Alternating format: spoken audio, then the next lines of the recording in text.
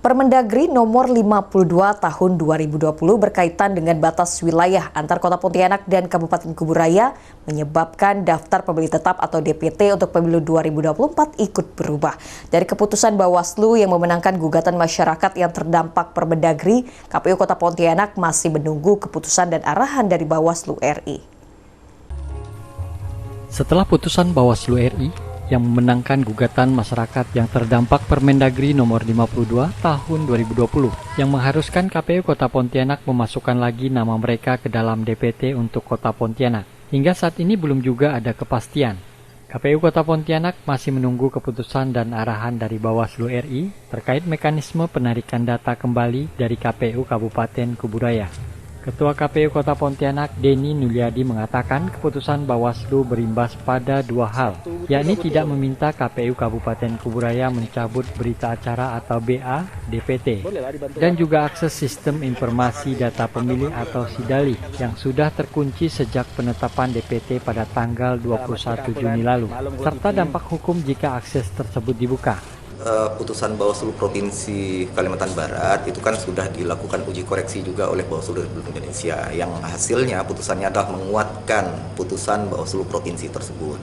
Nah, namun putusan tersebut kan ada beberapa hal yang mesti dikaji untuk diimplementasikan untuk ditindaklanjuti.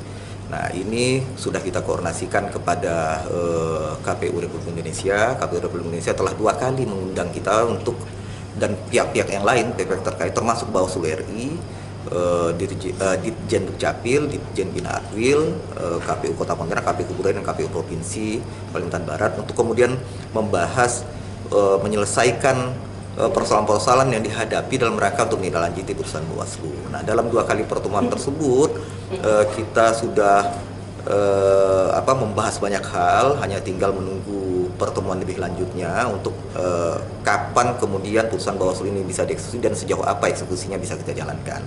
Karena dalam putusan Bawaslu ini kan ada paling tidak itu ada 2 persoalan ya. Pertama, bahwa tidak meminta kepada KPU Kuburaya untuk mencabut BA-nya, sehingga KPU Kota Pontianak kesulitan untuk memasukkan 3063 yang didalilkan oleh Bawaslu kepada kami untuk dipindahkan ke Kota Pontianak. Kemudian akses SIDALI ini kan dikunci oleh KPU RI sejak DPT ditetapkan pada tanggal 21 Juni. Nah, ini kami juga menunggu kapan kira-kira KPU Republik Indonesia membuka sistem informasi data pemilih ini, SIDALI ini, dan apakah ada konsekuensi hukum lainnya apabila hal itu diterapkan. Nah, ini sedang dikaji di tingkat nasional di KPU RI untuk kemudian bagaimana hasil putusannya, bagaimana arahannya, kita masih menunggu dan apapun itu kita akan jalankan. Denny menambahkan KPU Kota Pontianak bersama dengan KPU RI dan Bawaslu RI juga sudah melakukan pertemuan. Namun hingga kini keputusan dari Bawaslu tentang mekanisme data pemilih yang terdampak Permendagri nomor 52 tahun 2020 berjumlah 3.063 orang itu bisa kembali masuk dalam DPT Kota Pontianak. Dari Pontianak, Barlian Pasore, iNews melaporkan.